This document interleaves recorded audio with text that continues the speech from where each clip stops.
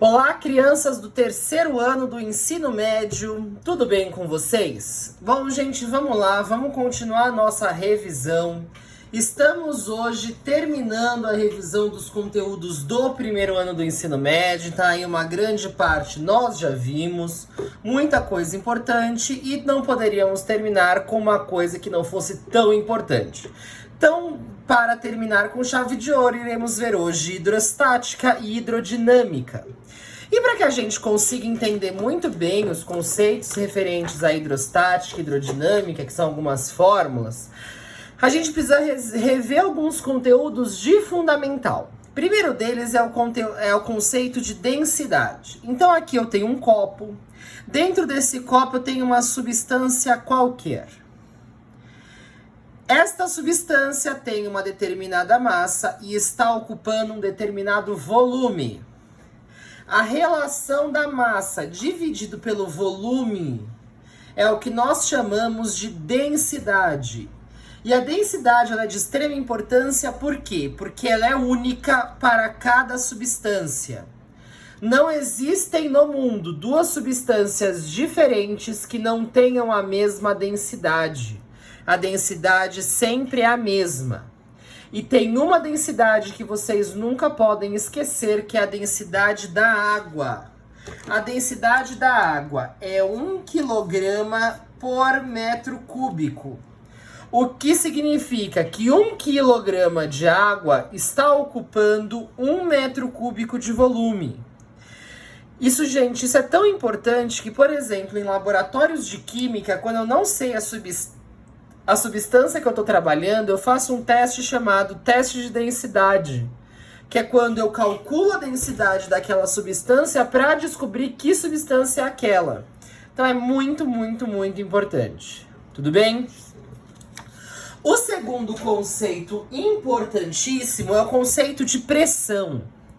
Pressão é o que nós entendemos de força sobre área. Então vamos dar um exemplo bobinho aqui. Fácil. Então a minha mão, isso daqui é uma mão, tá? Vocês sabem que meu desenho é muito bom. Está socando uma superfície. Eu estou fazendo uma força de 5 newtons. E a minha mão, ela é um quadrado, né? A minha mão, ela tem um formato quadrado de área, deixa eu pensar, 2 por 4. Vamos pensar em 8 centímetros quadrados. Se eu quero calcular a pressão, eu vou fazer a força sobre a área. Então, eu vou fazer 5 dividido por 8 centímetros quadrados. A gente tem que transformar para metros, tá, gente? Não esqueçam disso. Então, vai ficar 8 vezes 10 a menos 4, se eu não estou enganado. Vamos confirmar? Metro, decímetro, centímetro quadrado. 8. Então, aqui vamos colocar os zeros. 1, 2, 3, 1, 2, 3, 4, isso. 8 vezes 10 a menos 4 metros quadrados, tá certinho? Fazendo essa conta, vamos ver, 5 dividido por 8, 0,625 vezes 10 a quarta newtons por metro quadrado. Então, a pressão é a força exercida dividido pela área de aplicação dessa força. Podemos ver um exemplo muito clássico naquelas pessoas que a gente vê muito em filme que deitam-se sobre uma cama de pregos e não se machucam. Por que isso acontece? Qual que é a força? A força envolvida é o peso da pessoa.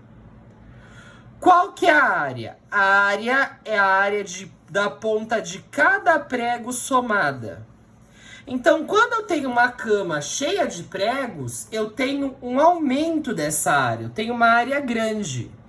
Como eu tenho uma área grande, a minha pressão ela diminui. Por isso que a pessoa não se machuca. Eu posso fazer a mesma coisa, por exemplo, ficando em pé em cima de uma caixa de ovos. Os ovos não irão quebrar, porque eles vão distribuir a força na área entre eles. a pressão vai diminuir. Coisa que não pode acontecer é uma pessoa ficar deitada sobre um único prego. Porque quando eu tenho um único prego, a minha área está reduzida. Se a área está reduzida, eu tenho uma pressão máxima e a pessoa vai sim se furar e se machucar. Então esse é um exemplo bem clássico, tá, gente? Da aplicação do conceito de pressão. Mas estamos falando de água, estamos falando de fluidos, de hidrostática, de hidrodinâmica, de comportamento de líquidos, de comportamentos de objetos dentro de líquidos. Então a gente começa com o teorema de Stevin, ou Estevan, né? Eu acredito que seja Estevan. O teorema de Estevan, ele é utilizado para calcular a pressão em objetos que estão imersos ou submersos em líquidos. Então, por exemplo, eu tenho aqui o meu objeto. Esse objeto, ele está sobre uma força que a água exerce. A gente vai ver daqui a algumas folhas que essa força se chama empuxo, tá? Então, a água está exercendo uma força, ou qualquer outro líquido, gente. Está exercendo uma força sobre esse objeto. Aqui fora eu tenho uma força do ar. E esse objeto está a uma certa altura da divisa entre água e ar. Essa altura que eu vou usar. Se eu tenho uma força na água e eu tenho uma área de aplicação, eu também tenho uma pressão que essa água exerce. Se eu tenho a força que o ar exerce e uma área de aplicação dessa força, eu tenho a pressão que o ar exerce. Então agora eu consigo construir uma igualdade. A minha pressão que a água exerce sobre o meu objeto, a pressão, é igual à pressão que o ar exerce, mais a densidade vezes a altura. Essa altura, eu estou querendo dizer profundidade, tá? Essa altura é profundidade vezes a gravidade. Então, gente, só para a gente não esquecer, pressão newtons por metro quadrado, densidade quilograma por metro cúbico, altura em metros, gravidade em metros por segundo ao quadrado. E percebam que, olhem a relação entre a altura e a pressão da água. Quanto maior essa altura, quanto maior essa profundidade, maior vai ser a pressão que a água ou o líquido está exercendo sobre o meu objeto. Pensando em centímetros, essa diferença é pouca. Mas se a gente pensar nas chamadas fossas abissais que eu tenho, que são aquelas regiões profundas do oceano, que não chega à luz, que até hoje o ser humano não conseguiu descobri-la da maneira correta, são metros, talvez quilômetros de profundidade. Então imaginem a pressão que está sendo exercida sobre esse corpo. Então quando eu tenho um objeto na água, eu tenho que pensar que aqui, eu tenho meu objeto e a água por todos os lados está aplicando uma grande pressão sobre esse objeto. Em alguns casos ela pode esmagar. Então, se calcula que uma pessoa, se ela tentar descer sem o equipamento correto, ou às vezes até com o equipamento correto, numa profundidade muito grande, ela é esmagada e seus ossos quebrados pela pressão que a água está exercendo. Tudo bem? Bom, então aqui tem a fórmula e o conceito que é essa pressão na água. Não sei se vocês lembram do filme Procurando Nemo, aquele peixe que tem uma lâmpadazinha na frente. Aquele peixe chamado peixe abissal, tá? Que ele foi o primeiro peixe descoberto de regiões abissais. Esse peixe, ele tem a finura, não sei se dessa caneta ou dessa, mas ele é extremamente fino. Porque, como ele é muito fino, ele está diminuindo a área de contato, ele está suportando esse aumento dessa pressão, tudo bem? Vamos em frente. Princípio de Pascal, que é o princípio utilizado em elevadores ou macacos hidráulicos, tá? O que acontece aqui? Eu tenho aqui uma partezinha onde eu vou aplicar a força. Aqui é onde eu coloco o meu carro. Então, aqui em cima eu coloco o meu carro. Aqui no meio, em todo esse trajeto, eu vou ter líquidos ou fluidos, tá? Então, lembrem-se que tudo que valer para líquidos aqui também vão valer para fluidos no geral. Geralmente é usado água. Pra gente exemplificar. Então, o que eu tenho? Eu tenho uma força que eu estou aplicando nessa areazinha pequena aqui. Quando eu aplicar essa força, eu vou movimentar todo o líquido que tem aqui na frente e esse líquido vai empurrar o meu carro para cima. Ou se for um macaco hidráulico, vai empurrar um pedaço do meu carro para cima. E percebam que aqui onde eu coloco o meu carro, a área ela é muito maior. O que acontece aqui é o seguinte: para que eu levante o meu carro, eu utilizando esse esquema, eu tenho que fazer muito menos força por essa relação de igualdade.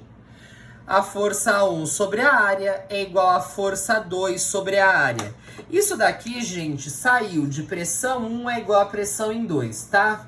A origem disso é essa. As pressões são iguais. Se as pressões são iguais e as áreas diferentes, significa que as forças também serão diferentes. Então, supondo, por exemplo, vamos dar um exemplo prático. Essa área 1 vai ter 2 metros quadrados. E essa minha força 1 vai ser de 10 newtons. Essa área 2 vai ter 20 metros quadrados. Quanta força que está sendo aplicada aqui? Só usar a igualdade. 10 sobre 2 é igual a F sobre 20. Então aqui eu já sei que é só multiplicar por 10, né? Então eu sei que essa força em 2 é de 100 newtons. Então pela diferença das áreas, eu tenho que fazer muito menos força deste lado para conseguir levantar um carro deste lado. Então esse é o princípio de Pascal, que é de elevadores ou de macacos hidráulicos. Quanto maior essa área, maior é a força que vai ser transferida aqui para cima. Tudo bem? Temos o que eu conversei agora há pouco com vocês, o chamado empuxo. Para entender empuxo, eu quero que vocês imaginem, por exemplo, quando vocês estão na piscina ou dentro do mar. Acredito que vocês já tenham percebido que, por exemplo, se eu tentar levantar uma pessoa dentro da água, então estamos 2 pessoas aqui dentro da água, eu pego a pessoa e eu levanto a pessoa. Ela parece muito mais leve do que ela realmente é. Eu faço muito menos força dentro da água para levantar a pessoa do que se eu estivesse fora da água. Isso acontece por causa de uma força. Então, primeira coisa, empuxo é uma força. O empuxo, ele é uma força que o líquido, fluido ou a água exerce sobre o corpo que está na água para cima. Então, esse empuxo é uma força que a água está exercendo sobre essa bolinha para ela subir. E esse empuxo, ele é calculado. De que forma? Vamos lá. O empuxo, que é uma força, então ele é calculado em newtons, é igual a densidade vezes a variação de volume do líquido ou o volume do corpo vezes a gravidade. Densidade e gravidade acho que tá ok. Vamos só entender melhor o que é essa variação de volume. Eu tinha aqui um copo com água. Quando eu coloquei a pedrinha, essa água subiu. Essa variação dessa subida de água, que eu chamo de variação de volume, é exatamente o volume da minha pedrinha. Então, o tanto de água que sobe é o volume da pedrinha que eu coloquei aqui dentro. Então, na fórmula, pode ser tanto a variação de volume que o meu líquido vai ter no recipiente, quanto o volume do meu objeto, o volume do meu corpo. Então, aqui eu vou ter uma relação para calcular o empuxo. E lembrem-se sempre que o empuxo ele é uma força sempre vertical e para cima, tá? Bom, muito bem. Vamos para o último conteúdo de hoje. Temos a equação de Bernoulli. Não sei como fala esse nome corretamente, depois vocês pesquisam aí no Google. O que eu vou ter? Vamos entender o sistema. Eu tenho aqui um encanamento por onde passa um líquido, tudo bem? Então aqui eu tenho um encanamento, o líquido ele tá vindo aqui de baixo. Ele sobe e ele sai aqui, vocês podem perceber que por uma parte do cano que é muito menor que a inicial. Por onde a água entra, eu vou ter uma altura. Por onde a água sai, eu vou ter uma outra altura, que é H1 e H2. A pressão que a água entra é diferente da pressão que a água sai. Podemos pensar na fórmula, né? Aqui a área é muito maior. Então, a pressão é menor. Aqui que a minha área é menor, vai aumentar a pressão. E nesse caso, eu tenho uma relação com a velocidade. Eu tenho uma velocidade de entrada de água e eu tenho uma velocidade de saída de água. E eu chego, então, na fórmula da equação de Bernoulli. O que eu tenho? A pressão de entrada mais a densidade vezes a gravidade vezes a altura de entrada mais a densidade vezes a velocidade de entrada ao quadrado dividido por 2 é igual a pressão de saída mais a densidade vezes a gravidade vezes a altura de saída mais a densidade vezes a velocidade de saída ao quadrado sobre 2. Eu sei que é uma fórmula grande, gente, assusta, mas não se assustem. Por quê? Geralmente, o fluido usado é a água, então a densidade vai ser 1. Então, aonde tem D, vai ser tudo 1. Geralmente, a gravidade vai ser arredondada para 10. Então, aqui onde tem G, vai virar 10. O que realmente eu vou ter que prestar atenção que vai mudar? A pressão vai variar entre A1 e A2. A velocidade vai variar entre A1 e A2. E a altura vai variar entre A1 e A2. Entre a inicial e a final. Mas para entender isso melhor, vai ter que ser a aplicação, gente. Então vamos lá. Para casa, eu quero que vocês façam do revisional as páginas 62 e 64. Além de todas as anotações dessa aula no caderno que eu vou cobrar. Então na próxima aula a gente tira as dúvidas, revisa algumas coisas e resolve os exercícios. Crianças, um beijo no coração de vocês, bons estudos e tchau, tchau.